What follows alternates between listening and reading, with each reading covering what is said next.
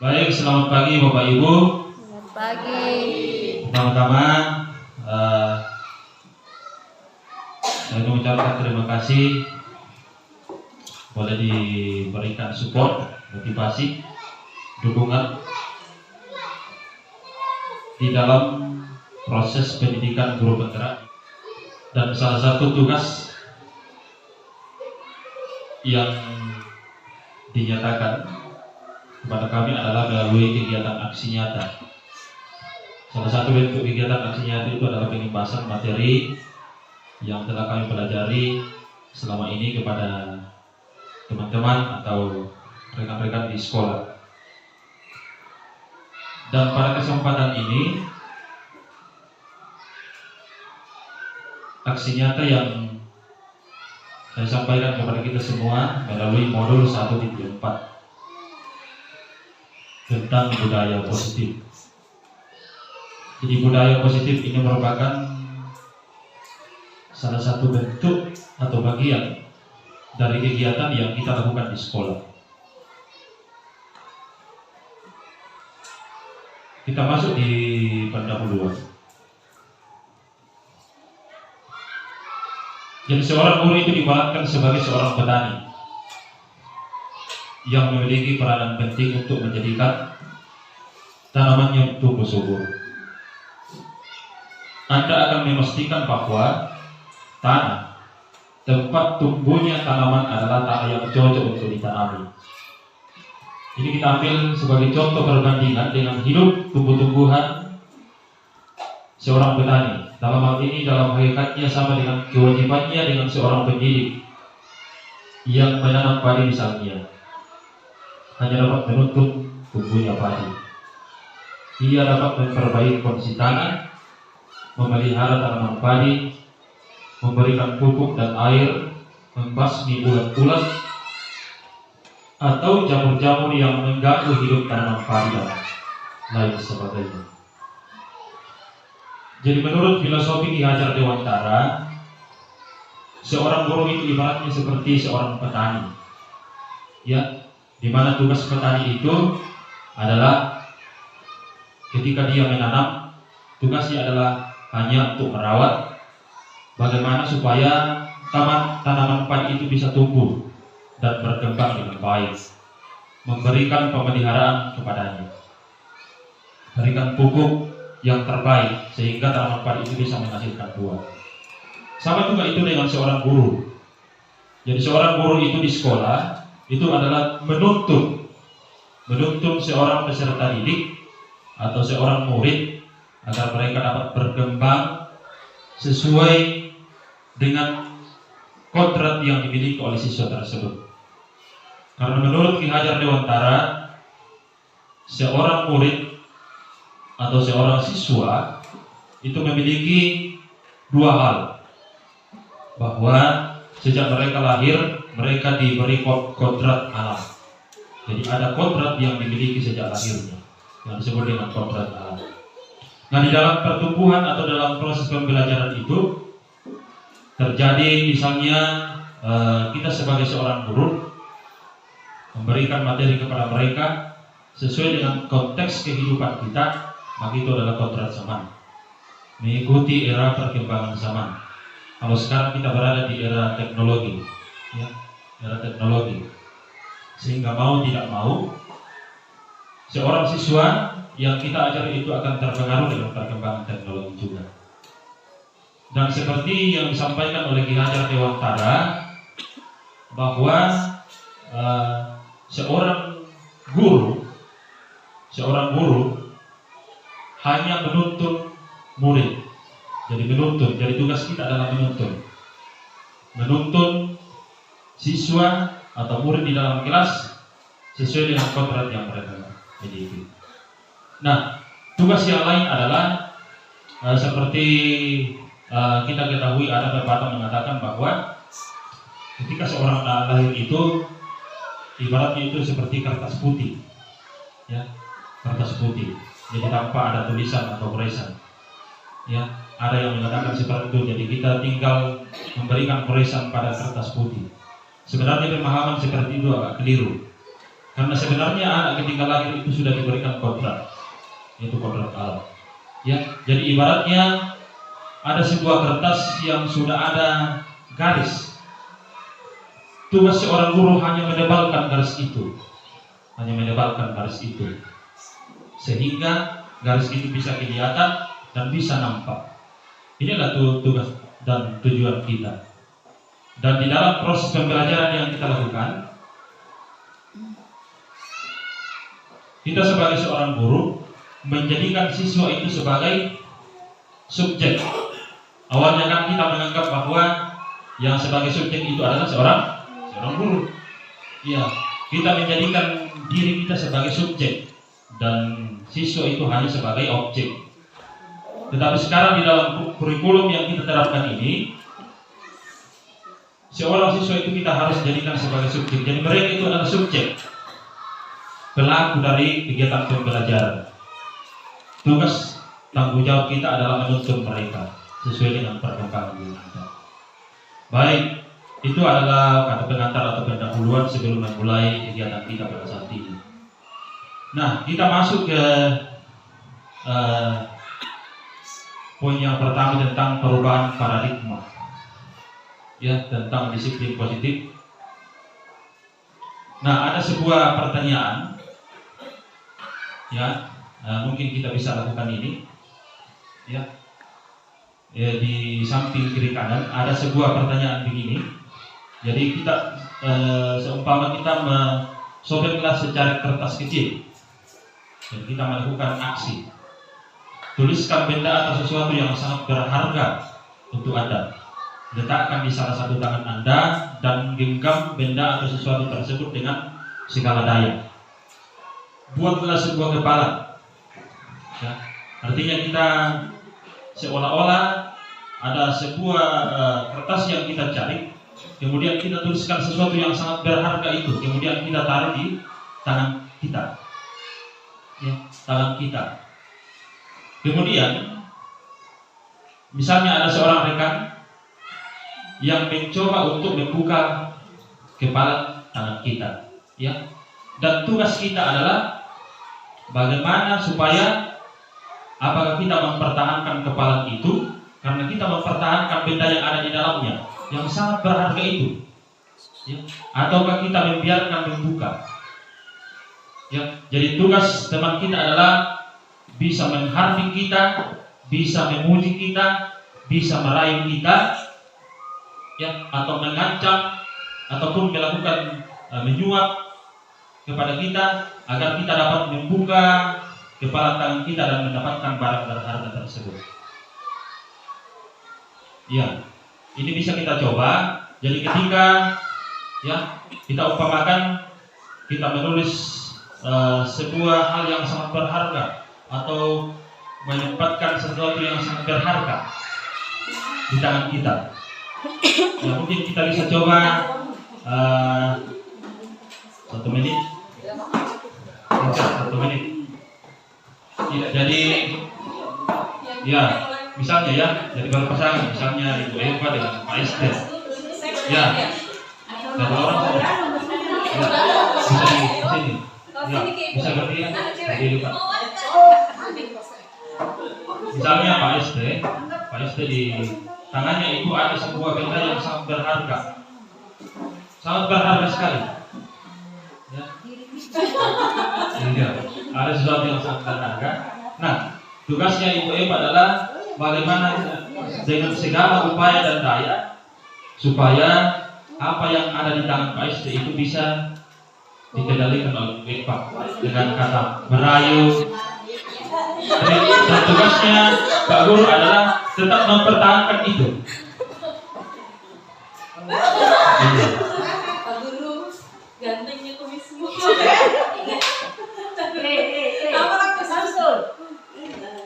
Iya, jadi tugasnya Pak Guru adalah tetap mempertahankan, tugasnya Ibu adalah tetap merayu, apakah menyuap dan sebagainya, apakah dia membuka atau tidak.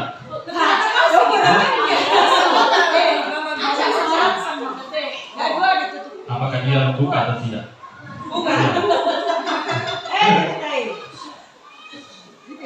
Oke, baik. Ya, silakan. Iya. Ini bisa kami juga, kita tuh kalau bisa memang. Iya. Jadi itu sebuah pemantik bagi kita apa yang kita amati, apa yang terjadi. Apa yang terjadi? Apakah Pak Guru itu membuka tangannya dan memberikan yang berharga itu kepada Ibu Guru? Atau bagaimana? Atau sebaliknya? Iya. Ini sebuah pertanyaan pemantik kepada kita. Ya. Nah, ternyata ya, dari kegiatan yang kita lakukan itu, yang dilakukan oleh teman kita tadi, bahwa yang bisa mengendalikan, yang bisa mengontrol dirinya itu adalah Pak Guru sendiri. Ya. Jadi dia mengontrol apa yang ada di tangannya. Apakah dia rela untuk memberikan kepada Ibu Guru atau tetap mempertahankan? Ya. Jadi ada posisi kontrol yang dimiliki oleh Pak Guru. Ya. Jadi dia tetap mempertahankan itu sehingga tidak terbuka tadi. Seandainya Pak Guru tadi membuka dan membiarkan tangannya terbuka, maka apa yang dimiliki oleh Pak Guru tadi bisa diambil oleh Ibu Guru atau bisa dikendalikan oleh Ibu Guru. Ya, sama juga di dalam proses pembelajaran yang kita lakukan, bahwa ternyata seorang siswa itu, ya, atau seorang murid itu yang memiliki kontrol terhadap murid itu sendiri adalah murid itu sendiri. Ya. Jadi siswa itu memiliki kontrol di dalam dirinya adalah murid itu sendiri. Ya. Nah, apa tugas dan fungsi kita sebagai guru kalau begitu? Ya. Karena murid ini memiliki kontrol. Ya. Tugas kita sebagai seorang guru adalah memberikan pencerahan kepada murid, ya, sehingga melalui pencerahan yang kita lakukan itu, ya, atau mungkin melalui testimoni yang kita sampaikan itu, pendekatan yang kita lakukan itu kepada murid, murid tersebut akan mampu membuka dirinya, ya, akan mampu membuka pikirannya sehingga dapat dikontrol oleh seorang guru. Ya, jadi ketika seorang guru tidak melakukan hal tersebut dan murid tidak membuka dirinya untuk dikontrol, maka apa? Siswa tersebut yang tidak akan mengalami perkembangan. Ya, dia akan tetap pada posisinya. Maka kita melihat dan mengamati penjelasan berikut. Ya, jadi ada empat ilusi kontrol, perubahan paradigma. Ya, teori kontrol. Yang pertama adalah ilusi guru mengontrol murid. Ya, dan yang kedua adalah ilusi bahwa kritik dan membuat orang merasa bersalah dapat menguatkan karakter. Yang ketiga adalah ilusi bahwa semua penguatan positif, efektif, dan bermanfaat. Yang keempat adalah ilusi bahwa orang dewasa memiliki hak untuk memaksa. Mari kita lihat satu persatu. Nah, ilusi guru mengontrol murid seperti yang saya jelaskan tadi, bahwa pada dasarnya kita tidak dapat memaksa murid untuk berbuat sesuatu. Jadi tidak bisa dipaksakan jika murid tersebut memilih untuk tidak melakukan.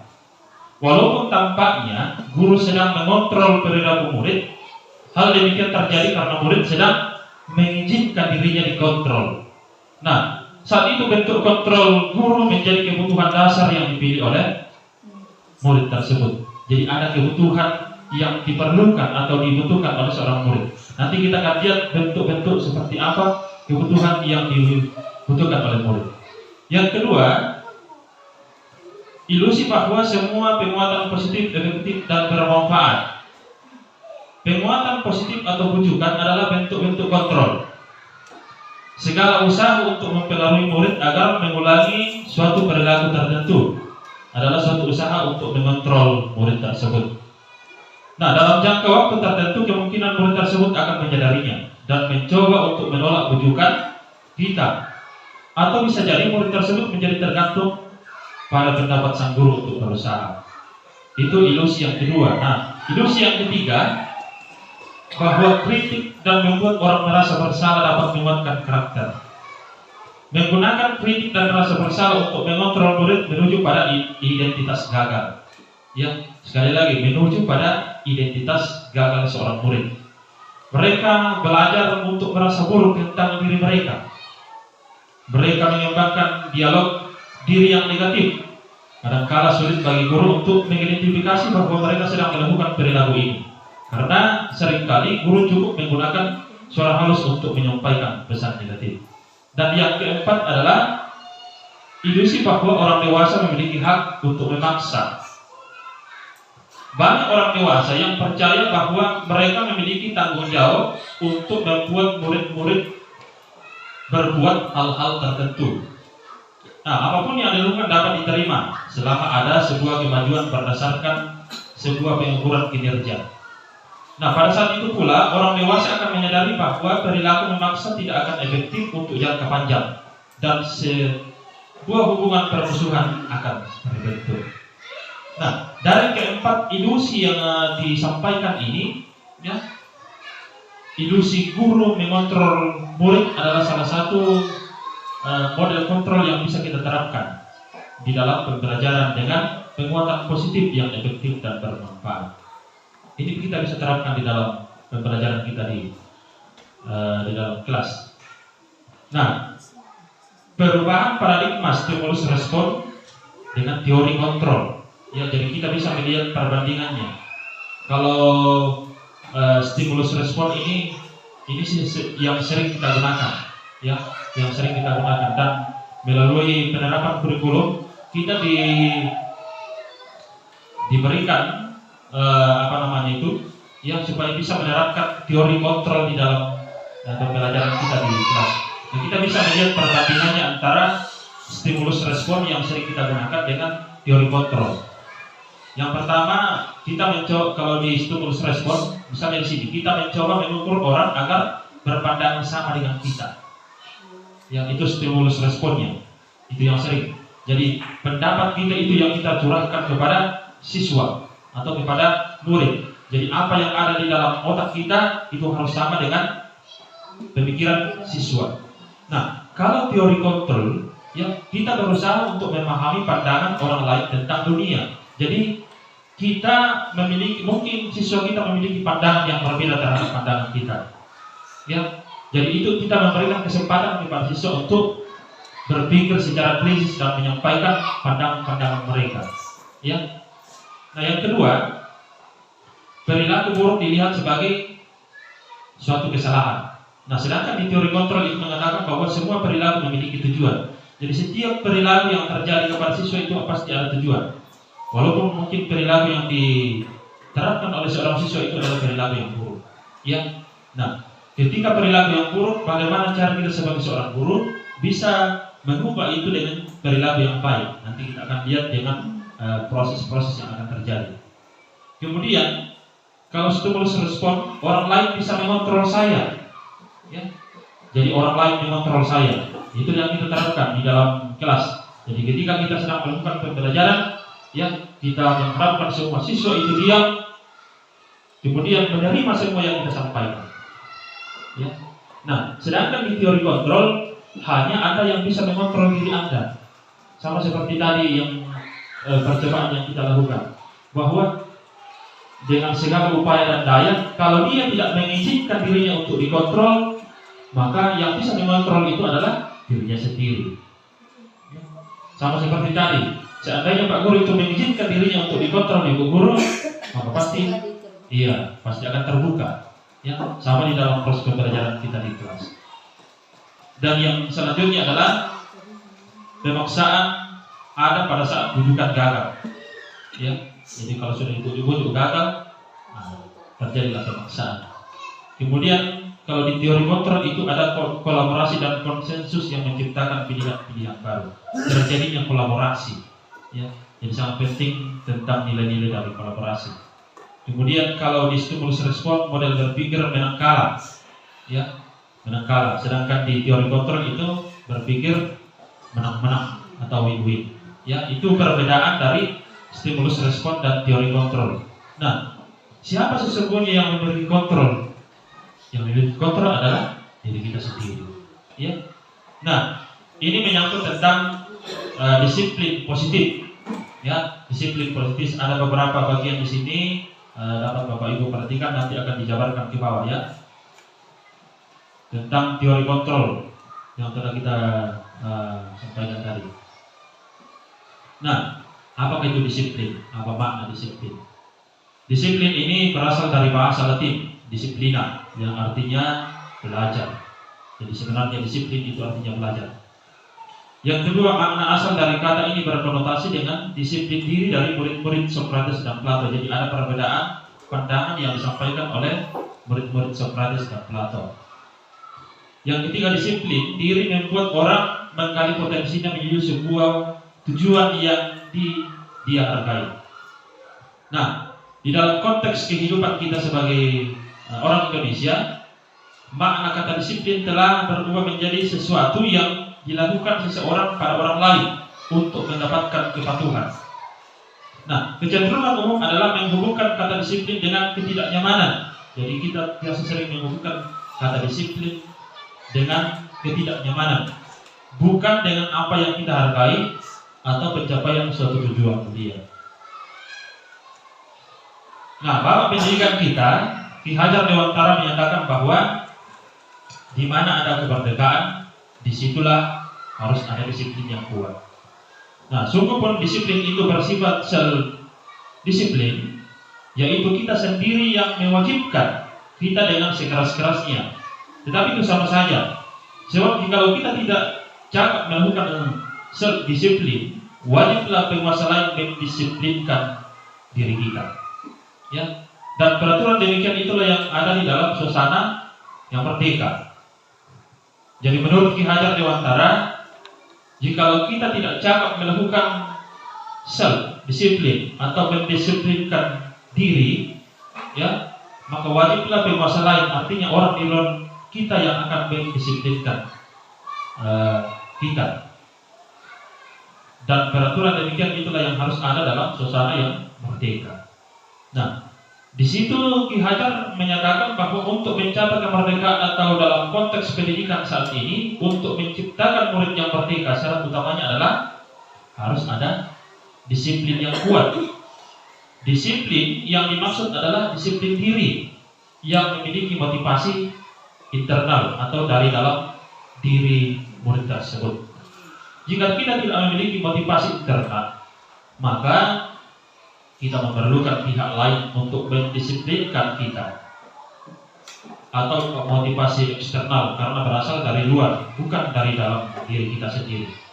Jadi memang penerapan disiplin yang kita lakukan di sekolah itu harus dimulai dari diri kita sendiri, harus dimulai dari diri murid itu sendiri. Nah, kalau proses di pendisiplinan itu tidak dimulai dari mereka, maka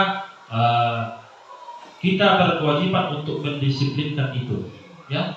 Jadi bukan berarti bahwa kita berada di kurikulum merdeka, bahwa semuanya itu ya mereka bebas, ya. Tetapi diingatkan kembali kepada kita melalui penyampaian Ki Hajar Dewantara bahwa dalam konteks pendidikan untuk menciptakan murid yang merdeka, syarat utamanya, jadi utamanya itu adalah harus memiliki disiplin yang kuat. Nah, mari kita lihat selanjutnya. Nah, disiplin diri juga dapat mempelajari bagaimana cara kita mengontrol diri, ya, mengontrol diri, dan bagaimana menguasai diri untuk melakukan tindakan yang mengacu pada nilai-nilai yang kita hargai, agar tercapai tujuan yang mulia yang diinginkan. Dengan kata lain, bahwa seseorang yang memiliki disiplin diri berarti mereka bertanggung jawab apa yang dilakukan, karena mereka mendasarkan tindakan mereka pada nilai-nilai kebajikan universal. Mari kita lihat seperti apa itu kebajikan nilai-nilai universal. Nah, nilai-nilai kebajikan adalah sifat-sifat positif manusia yang merupakan tujuan mulia yang ingin dicapai setiap individu. Nilai-nilai tersebut bersifat universal atau bersifat umum dan lintas bahasa, suku bangsa, agama maupun berbagai latar belakang. Jadi ada beberapa poin. Yang pertama, bahwa setiap perilaku perbuatan memiliki suatu tujuan, ya, seperti di awal tadi. Nah, dengan menginginkan nilai-nilai kebajikan, diyakini seseorang dapat memiliki motivasi intrinsiknya akan terbangun, atau motivasi di dalam dirinya. Karena sebentar setelah ini kita akan mengupas tentang teori motivasi, bahwa ada 3 motivasi yang mempengaruhi perkembangan seorang murid di dalam pembelajaran. Yang berikut, yang ketiga adalah nilai-nilai kebajikan yang ingin dicapai setiap anak Indonesia. Kita kenal dengan sebutan profil pelajar Pancasila, yaitu beriman, bertakwa kepada Tuhan Yang Maha Esa dan berakhlak mulia. Yang kedua adalah memiliki sikap kemandirian. Yang ketiga adalah memiliki sikap bernalar kritis. Keempat, memiliki kebinekaan global. Yang berikut adalah memiliki sikap bergotong royong dan memiliki sikap kreatif. Ini adalah nilai-nilai kebajikan ya yang ingin dicapai di setiap pembelajaran yang kita lakukan. Nah, teori perilaku manusia. Seperti yang saya jelaskan tadi, bahwa ada tiga hal atau 3 motivasi yang mempengaruhi perilaku manusia. Yang pertama yaitu untuk menghindari ketidaknyamanan atau hukuman. Ini biasa berasal dari luar. Ya. Yang kedua adalah untuk mendapatkan imbalan, ya, atau penghargaan dari orang lain. Ini masih motivasi eksternal. Nah, yang ketiga adalah untuk menghargai diri sendiri. Inilah yang timbul di dalam diri kita atau diri yang melakukan atau diri seorang murid. Ya, motivasi yang muncul dari dalam dirinya inilah sehingga dia bisa menerapkan prinsip-prinsip dan nilai-nilai dari kedisiplinan. Ya, ini motivasi internal. Nah, sedangkan yang pertama dan yang kedua tadi itu adalah ya karena untuk menghindari ketidaknyamanan atau adanya hukuman. Itu berasal dari pihak luar. Ya, jadi bukan berasal dari di sisi internal seorang murid, tetapi itu berasal dari tekanan dari luar. Yang sama dengan poin yang kedua.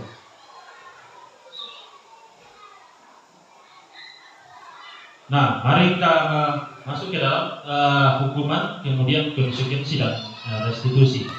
Ya, ini ketiga hal ini, ya, ada satu hal yang baru yang mungkin kita dengar dan yang tidak asing adalah tentang hukuman dan konsekuensi. Ini yang bisa kita sebagai seorang guru biasa terapkan, ya. Ya. Nah, sebenarnya hukuman itu bersifat satu arah, ya. Itu dari pihak guru yang memberikan, dan murid hanya menerima suatu hukuman tanpa suatu diskusi atau pengarahan dari pihak guru, baik sebelum atau sesudahnya. Ya, hukuman diberikan bisa berupa fisik atau verbal. Verbal ini bisa berupa dengan kata-kata, ya. Dan murid disakiti oleh sesuatu perbuatan atau kata-kata, ya. Jadi hukuman ini bersifat satu arah. Jadi hanya misalnya ketika ada seorang siswa yang melakukan pelanggaran atau tidak mengikuti aturan yang telah ditetapkan, maka tiba-tiba seorang guru itu tanpa berdiskusi dengan murid itu langsung memberikan hukuman, ya, baik secara fisik maupun secara verbal atau secara dengan kata-kata, memberikan kata-kata kasar. Nah, mungkin pada saat itu kita melihat bahwa mereka menyadari tentang perbuatan mereka, padahal sebenarnya tidak. Ya, ada sebuah sistem bentrok yang terjadi di dalam diri murid itu, ya, dan mempengaruhi murid tersebut. Bisa jadi misalnya murid itu menjadi penakut, ya, murid itu menjadi ketergantungan, ya, dan dia tidak bisa memiliki daya atau pikiran untuk berpikir secara kritis. Jadi ketika misalnya diberikan tugas atau misalnya diberikan tanggung jawab, ya, dia tidak akan mampu melakukan itu. Jadi dia menunggu instruksi, ya. Dia tidak bisa misalnya diberikan tugas yang lain, ya, untuk mengerjakan ini, dia tidak akan memiliki itu di dalam dirinya sehingga dia bisa menjawab pertanyaan itu sesuai dengan imajinasinya, sesuai dengan daya pikirnya. Itu karena adanya pengaruh hukuman, dan itu akan memberikan seperti yang saya jelaskan tadi, terjadi bentrok di dalam diri murid tersebut, ya. Nah, yang kedua tentang konsekuensi, ya. Ini kita biasa sering kita terapkan, ya, konsekuensi. Disiplin dengan bentuk sanksi atau konsekuensi sudah terencana dan sudah disepakati, ya. Yang tadi itu hukuman itu secara terarah, yang ini konsekuensi ya ada sesuatu yang sudah terencana dan sudah disepakati antara misalnya murid dengan seorang guru, ya sudah dibahas dan disetujui. Biasanya pembentukan sanksi atau konsekuensi dibentuk oleh pihak guru, ya, dan murid sudah mengetahui sanksi itu. Misalnya ketika datang terlambat, ya apa yang akan diterima, ya kan ada sekolah yang menerapkan itu. Ketika datang terlambat diberikan sanksi ini, itu adalah konsekuensi atau sanksi, ya sanksi. Nah, konsekuensi atau sanksi biasanya diberikan berdasarkan suatu pengukuran. Misalnya tadi ya, setelah ditegur 3 kali di kelas oleh guru karena tugasnya belum selesai atau mengobrol, maka murid tersebut akan kehilangan waktu bermain. Misalnya di dalam kelas, ya di dalam kelas sampai jam pulang. Itu adalah salah satu bentuk konsekuensi atau sanksi yang diberikan kepada siswa. Ya. Nah, apakah konsekuensi ini, ya, bisa mengubah paradigma murid, mengubah diri murid? Mungkin dalam jangka pendek bisa, ya. Tetapi di dalam jangka panjang hampir sama dengan hukuman. Cuman hukuman itu, ya, di dalam diri murid itu terjadi bentrok, ya, jadi bentrok. Nah, sedangkan yang ketiga ini adalah kata yang mungkin masih asing di telinga kita, yaitu proses restitusi, ya. Nah, restitusi adalah proses menciptakan kondisi bagi murid untuk memperbaiki kesalahan mereka, sehingga mereka bisa kembali kepada kelompok mereka dengan karakter yang lebih kuat.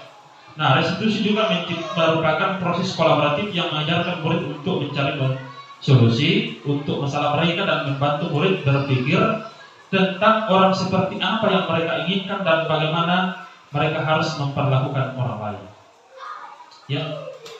Nah, sedapat mungkin di dalam proses pembelajaran yang kita lakukan ketika kita mendapatkan permasalahan yang dihadapi oleh murid, ya proses restitusi lah itulah yang dianjurkan kepada kita. Ya, nanti kita akan melihat seperti apa itu prosesnya dan apakah yang bentuk-bentuk dari restitusi. Ya, jadi restitusi. Yang sering kita lakukan itu adalah, ya, hukuman dan konsekuensi. Ya, tetapi sedapat mungkin dalam pembelajaran kita menerapkan proses restitusi. Ya, untuk lebih jauh tentang restitusi sebentar kita bahas. Nah, ciri-ciri restitusi, ya, ini penting kita ketahui. Pertama, bukan untuk menebus kesalahan. Jadi bukan untuk menebus kesalahan, namun untuk belajar dari kesalahan. Ya, kesalahan. Yang kedua, memperbaiki hubungan. Yang ketiga ada tawaran, bukan paksaan. Ya, kalau hukuman itu secara paksaan, ya itu satu arah. Yang menerapkan itu adalah guru. Ya.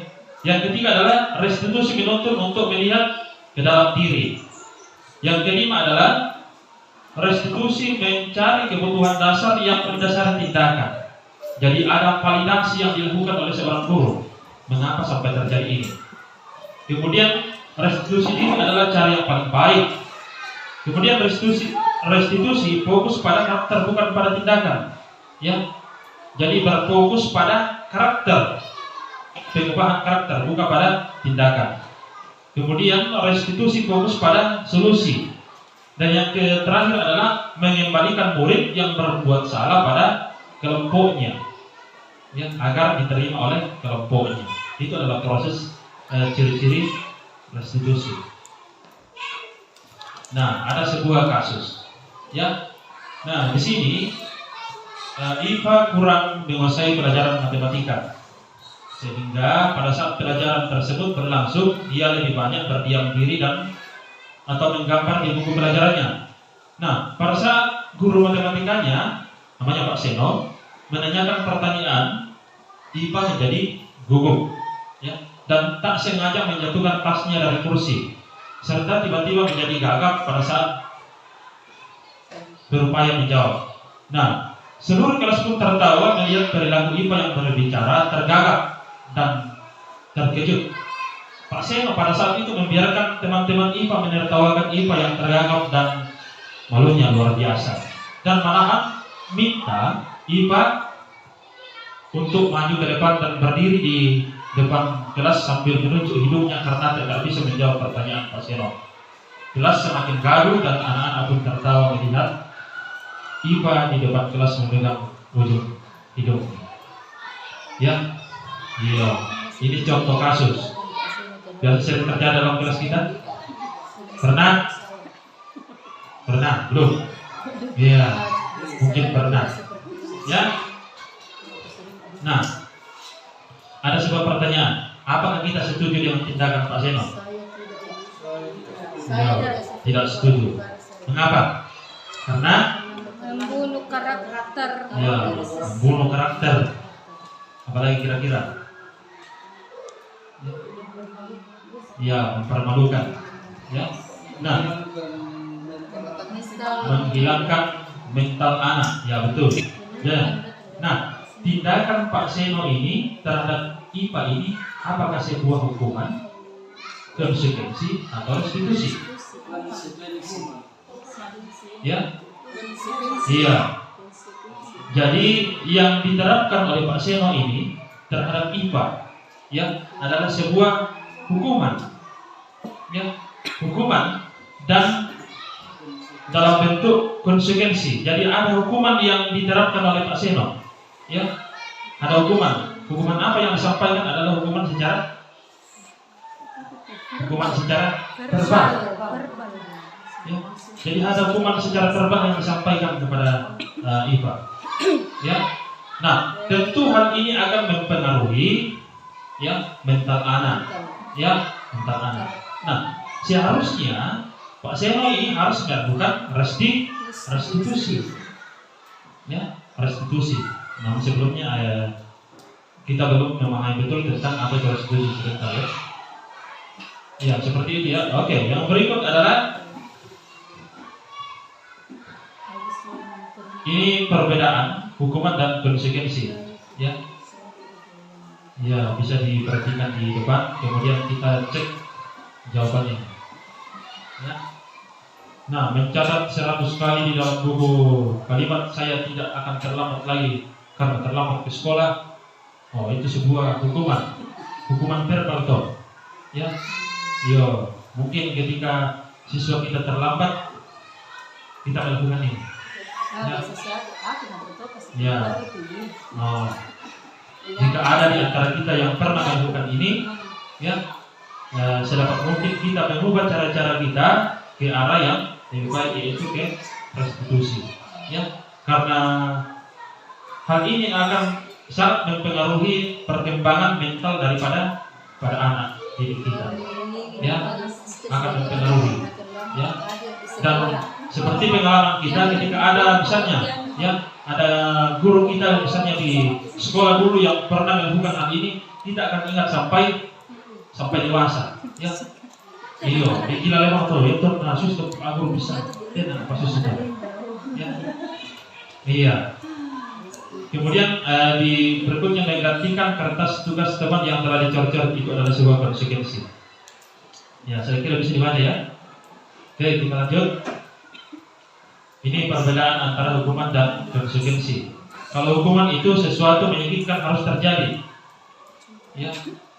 Kemudian kalau konsekuensi sesuatu harus terjadi.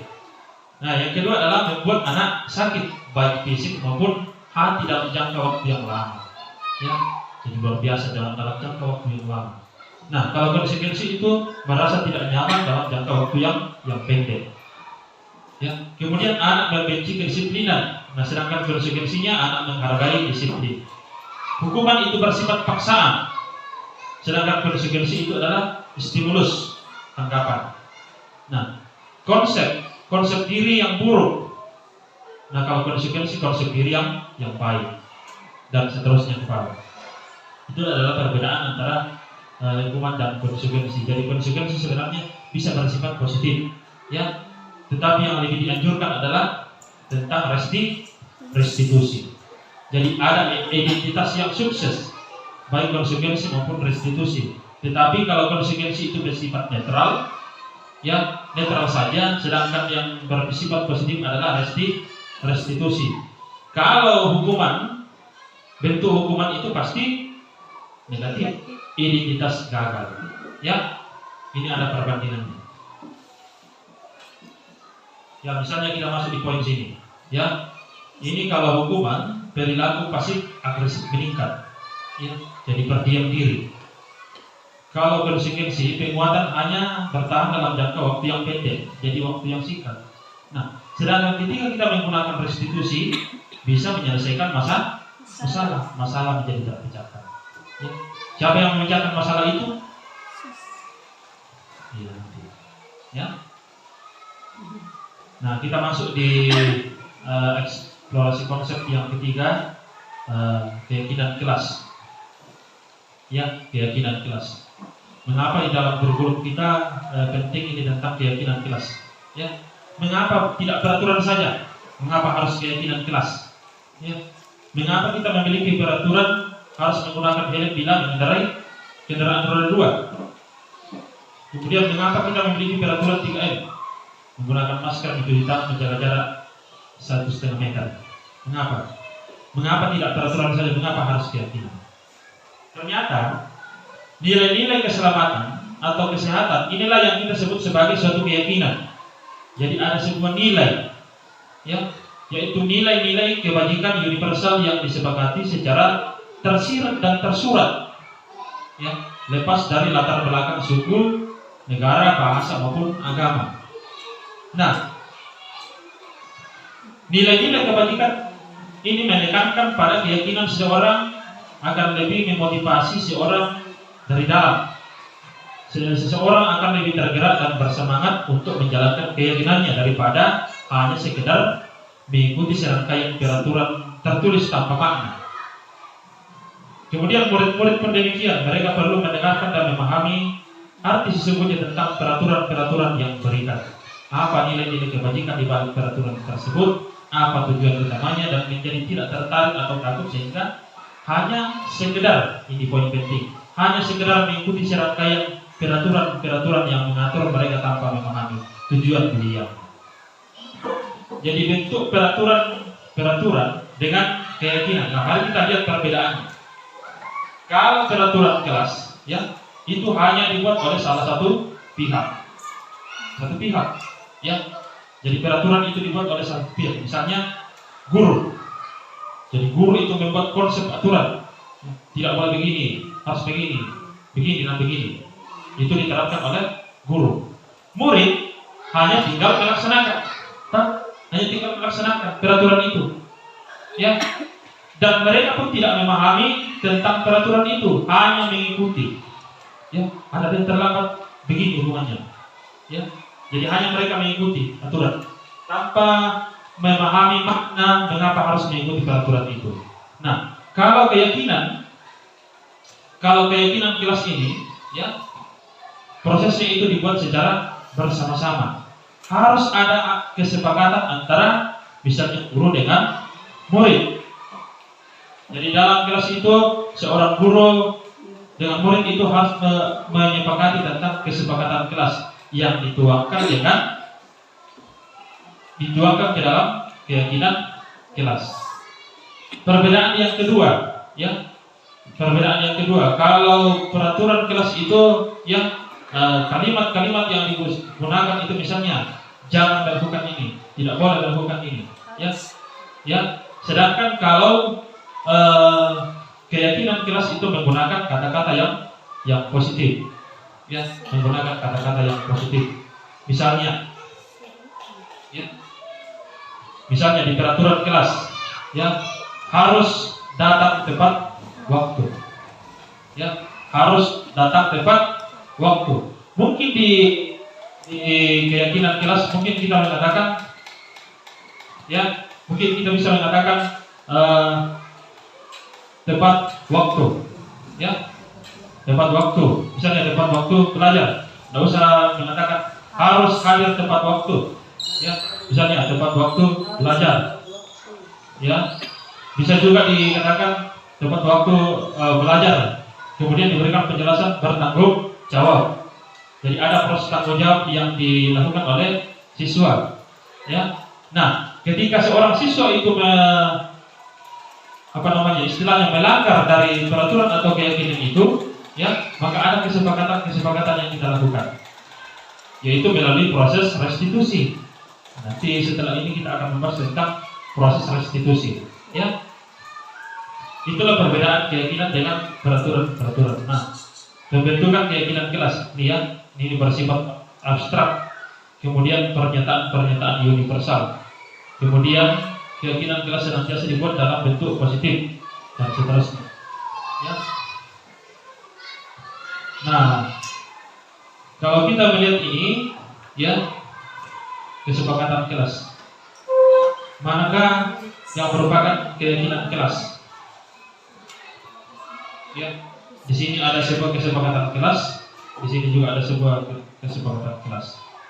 Ya, kalau di sini misalnya datang tepat waktu, mengucapkan selamat, mengucapkan salam, apakah ini masuk dalam kesepakatan kelas?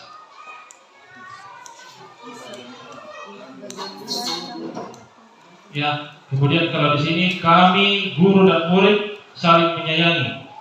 Ini ungkapan-ungkapan atau bahasa-bahasa bersifat positif. Ya, ada nilai-nilai secara universal diungkapkan. Ya. Kemudian di sini menjaga kebersihan sekolah. Ya. Ini salah satu bentuk peraturan. Ya, ini salah satu bentuk peraturan. Menjaga kebersihan sekolah. Ya. Kemudian kalau misalnya dituangkan ke dalam kesepakatan kelas, misalnya menjaga kebersihan sekolah, apa kira-kira? Ya. Ya, bisa. Kami guru dan murid senantiasa menjaga kebersihan sekolah, atau kami guru dan murid peduli terhadap lingkungan. Jadi ada penggunaan bahasa-bahasa yang berbau positif. Ya. Nah, mari kita lihat di sini ada perbedaan, ya, ketika peraturan dan keyakinan kelas. Misalnya, ini contoh kasus, selalu kembalikan buku ke tempatnya. Ya, berarti itu di keyakinan kelas kita bisa menuliskan tanggung jawab. Ya, proses tanggung jawab itulah yang dijabarkan ke bawah nanti. Jadi ada poin-poin penting. Ya, kemudian dilarang mengganggu orang lain. Ya, ini bahasa tata tertib atau peraturan. Ketika kita menuliskan dalam bahasa keyakinan kelas, menghormati orang lain. Ya, kemudian di sini bahasa peraturan, hadir di sekolah 15 menit sebelum pembelajaran dimulai. Maka kita bisa menuliskan berkomitmen, ya, berkomitmen untuk hadir, dan seterusnya di bawah. Bisa ya? Bisa. Nah, di pembelajaran ini tentang kebutuhan dasar manusia. Jadi kebutuhan dasar manusia itu ada 5: bertahan hidup, kemanusiaan, kebebasan, kesenangan, dan kasih sayang, dan rasa ingin diterima. Inilah yang mendasari di dalam proses pembelajaran yang diterima oleh seorang siswa. Yang mungkin ketika kita melihat seorang siswa kita atau murid kita itu mencoret-coret tembok, mencoret tembok atau mencoret dinding dengan menggunakan misalnya dengan spidol, sehingga terlihat kotor. Ya. Nah, mungkin pada saat itu kita langsung memberikan hukuman. Ini sudah melanggar peraturan, tidak boleh, harus membersihkan. Ya, atau memberikan sanksi lagi, misalnya karena kau yang mencoret harus kembalikan cat kembali ini. Ya. Nah, mungkin pada saat itu kita langsung memberikan hukuman tanpa kita mengetahui apa penyebab dari siswa kita sehingga dia mencoret-coret di dinding. Ya, ternyata ketika kita melakukan restitusi dan kita tanya, dia mencoret-coret di dinding itu karena dia ada kesenangan ketika dia menggambar. Ya, jadi ada kesenangan yang ada di dalam dirinya ketika dia sedang menggambar. Iya. Nah, tinggal kita sebagai seorang guru menyediakan alat untuk bisa tempati anak-anak itu menggambar. Ya, misalnya karena dia tidak punya buku, ya, sehingga itu dituangkan melalui coretan-coretan. Iya, melalui coretan-coretan, dan banyak contoh kasus. Jadi inilah yang 5 mendasari di dalam kepribadian murid, kebutuhan dasar manusia yang juga menjadi kebutuhan bagi peserta didik. Ya, nah ini kita bisa ketahui kebutuhan ini bisa kita ketahui ketika kita melakukan restitusi kepada murid kita. Nah, yang berikut adalah tentang posisi kontrol. Ya, nah kita sebagai seorang guru terbagi ke dalam 5 posisi kontrol. Nah, kira-kira kita di mana? Ini sudah pernah kita bahas. Ya, apakah kita di posisi penghukum, pembuat rasa bersalah, atau sebagai teman, pemantau atau manajer? Nah, kalau penghukum itu, ya, kalau penghukum sebagai seorang guru penghukum itu, ya, misalnya ketika murid melakukan kesalahan langsung memberikan hukuman baik secara fisik maupun verbal, berarti kita kategori sebagai guru penghukum. Ya, penghukum. Nah, apa dampaknya? Ya, terjadi pemberontakan, kemudian menyalahkan orang lain. Ya, orang lain. Dalam hal ini adalah siswa. Ya, dampak yang terjadi pada murid pasti dia akan mengulangi kesalahan itu. Ya, ketika kita sebagai guru dalam posisi penghukum. Nah, yang kedua adalah posisi pembuat rasa bersalah. Misalnya dalam kelas kita memberikan tugas, dan ketika kita sedang memberikan tugas ada satu siswa yang tidak mengerjakan tugas. Ya, nah kita datang kepada siswa itu, kamu harus kerjakan ini. Kalau kamu tidak kerjakan ini, nanti ya bapak dimarahi oleh kepala sekolah. Ya, kalau kamu tidak melakukan ini, Pak Guru nanti dimarahi oleh kepala sekolah. Ya, seolah-olah kita melimpahkan kesalahan itu kepada murid itu. Ya, itu adalah membuat rasa bersalah. Dan ini, ya, ini merupakan kontrol dari luar yang mengakibatkan identitas gagal pada seorang murid. Ya, identitas gagal. Jadi terjadi kegagalan pada murid. Yang berikut, yang ketiga adalah teman. Ya, teman. Ya, teman. Kadang kita sebagai seorang guru, ya, ini bersikap seperti teman dengan membuat alasan-alasan untuk muridnya. Ya, cuma, ya, ketika kita menjadi teman bagi siswa kita, ya, ada dampak yang timbul bagi murid. Ya, ketika kita bersikap sebagai teman kepada murid, ada dampak yang ditimbulkan. Yaitu adalah murid itu menjadi ketergantungan kepada gurunya. Ya, jadi kalau misalnya guru itu yang menjadi temannya tidak datang di sekolah, dia akan pasti mencari. Dia ketergantungan. Ya, ketergantungan. Baik ketika belajar maupun ketika mengungkapkan alasan-alasan dalam pembelajaran, dia ketergantungan kepada gurunya. Jadi apa yang diucapkan guru itu yang diikuti, ketergantungan. Yang berikut adalah pemantau. Nah, di pemantau ini seorang guru ini ya melihat peraturan-peraturan, oh ini sudah melanggar, ya memberikan konsekuensi kepadanya. Ya, oh siswa ini sudah melanggar peraturan nomor ini, harus diberikan konsekuensi ini. Itu adalah memantau. Yang terakhir adalah sebagai manajer. Ya, seorang guru sebagai manajer. Ya, di mana di posisi ini, posisi kontrol diri ini ada identitas berhasil atau sukses. Ya, nah, misalnya seorang guru dalam proses manajer.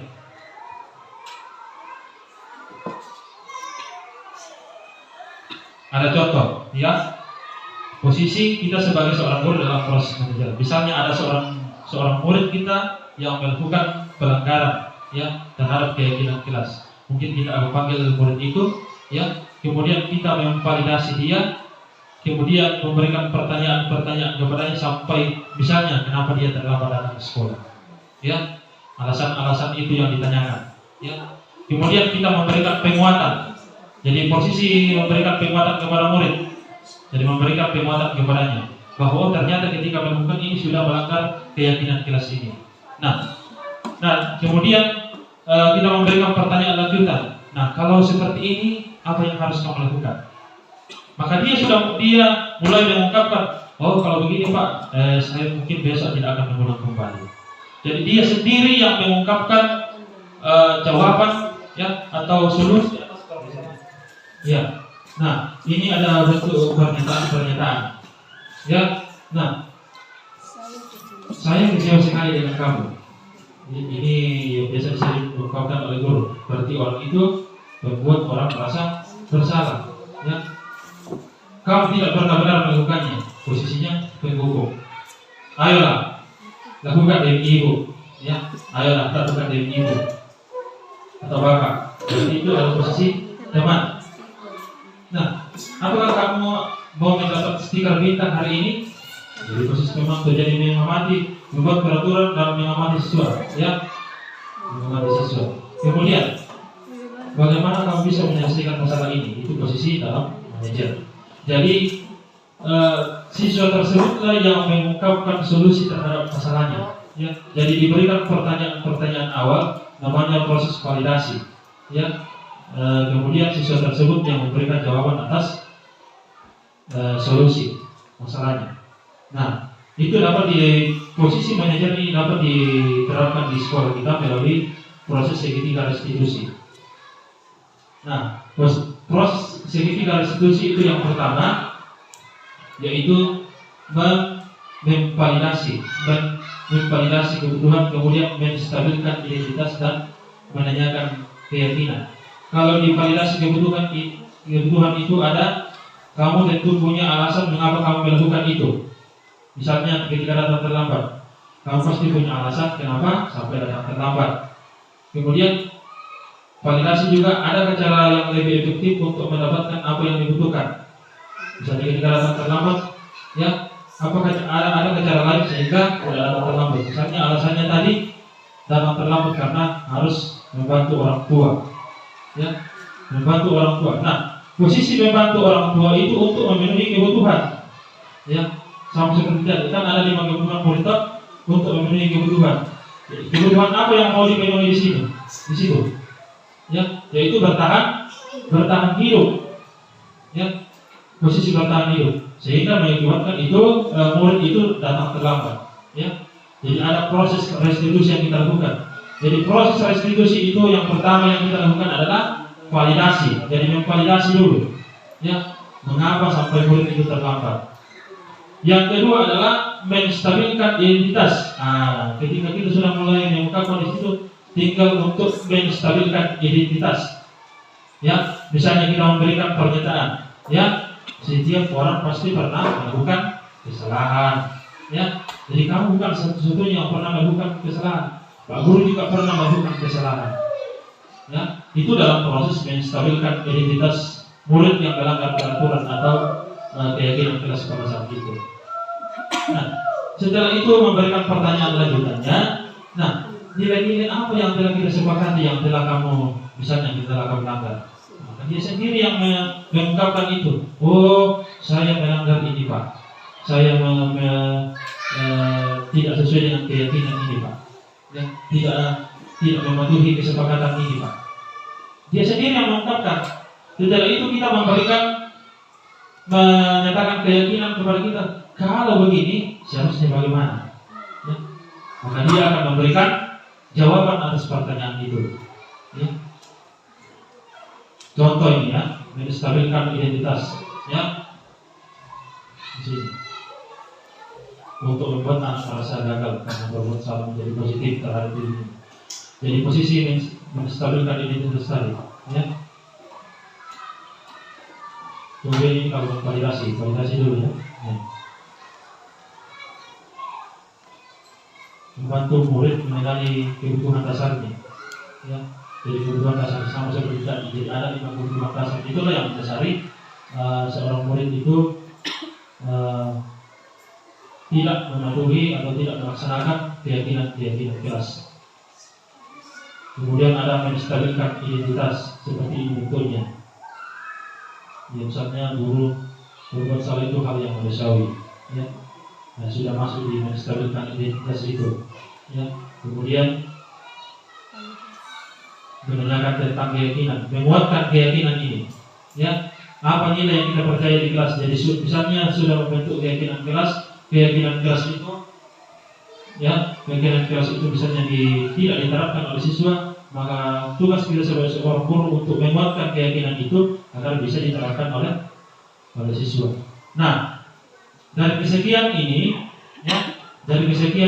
tentang materi kita tentang disiplin positif, ya, ada hal yang menarik bahwa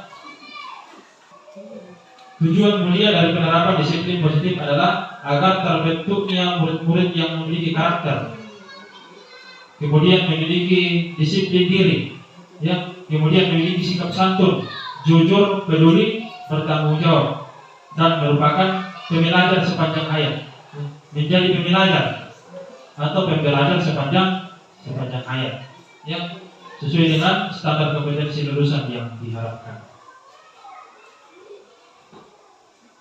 Dan di dalam pembelajaran yang kita lakukan atau laksanakan, sedapat mungkin kita melakukan yang ini.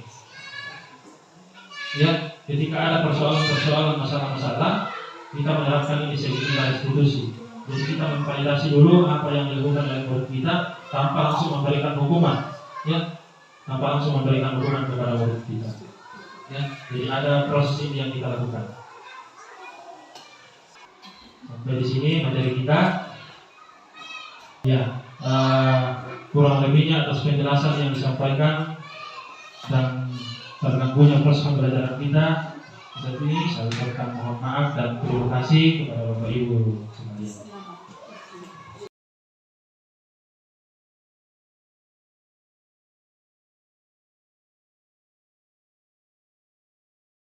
Pagi.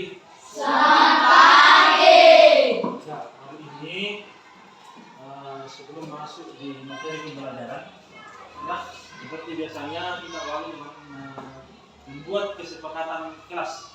Jadi kesepakatan kelas itu yang kita sepakati bersama pada saat ini, ya, kalian akan menuliskan, saya akan memberikan masing-masing stick note. Jadi stick note, ya, menuliskan kesepakatan dalam selama proses pembelajaran, ya.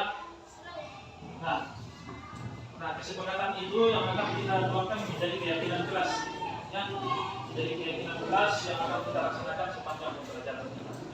Menggunakan bahasa yang positif, ya, misalnya belum kasihkan dulu, ya, misalnya komitmen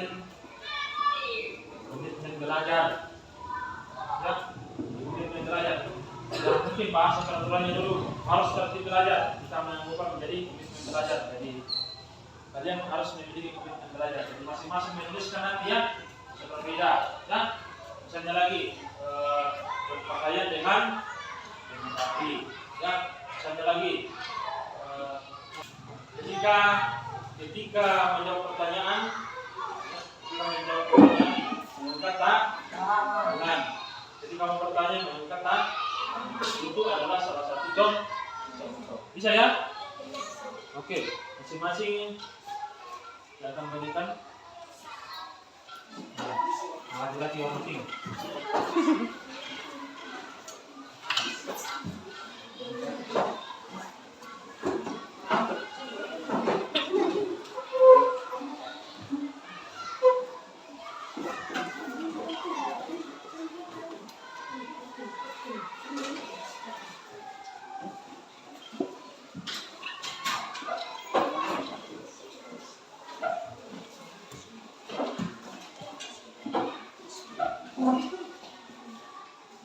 Satu kata saja, ya. Satu kalimat saja, ya. Bisa?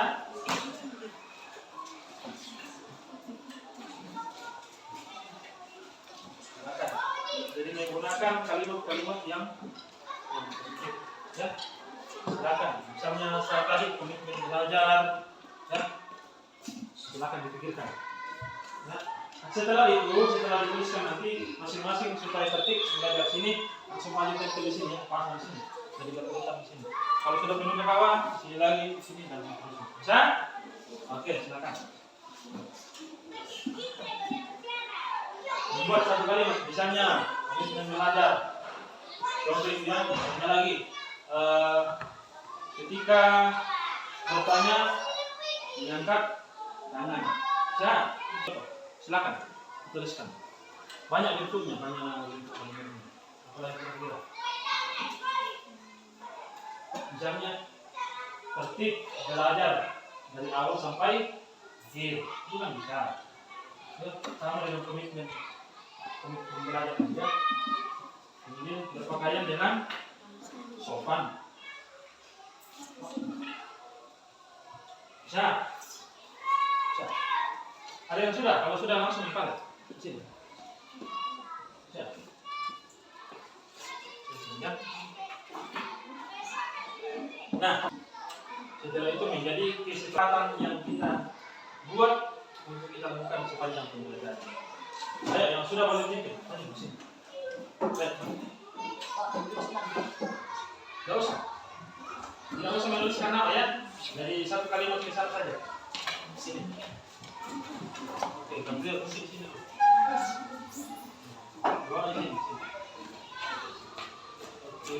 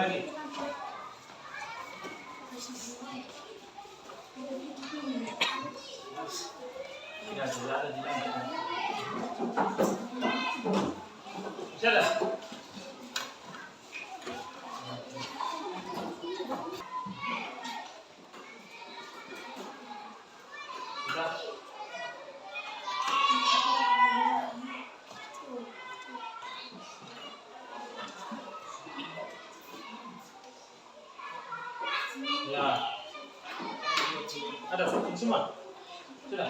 Oke. Oke.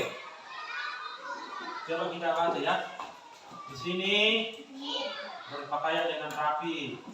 Yang berikut komitmen belajar, memakai sepatu di sekolah. Kemudian komitmen belajar, mematuhi peraturan. Ketika bertanya mengangkat tangan. Kemudian di sini kalau belajar harus dengan tertib. Kemudian mendengarkan guru bila menerangkan. Berpakaian dengan sopan. Komitmen belajar, mengangkat tangan saat ada pertanyaan. Ya, di sini. Kemudian poin di sini tertib dalam belajar dari awal sampai akhir. Oh, bagus. Ya, kemudian berpakaian dengan rapi. Belajar tertib, oke, sama yang di atas. Kemudian berpakaian dengan sopan dan rapi. Komitmen belajar. Ingin belajar. Ya.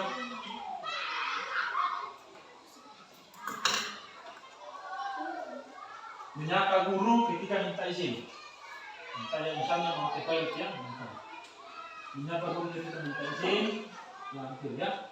Nah, inilah yang akan kita buat menjadi kesepakatan kita bersama sepanjang proses pembelajaran ini berlangsung. Ya, jadi itu harapan Pak Guru, kalian bisa melaksanakan dan menerapkan ini selama proses ini berlangsung ya. Bisa? Bisa. Oke, baik. Dan kita akan menjadi keyakinan kelas kita pada saat ini. Oke.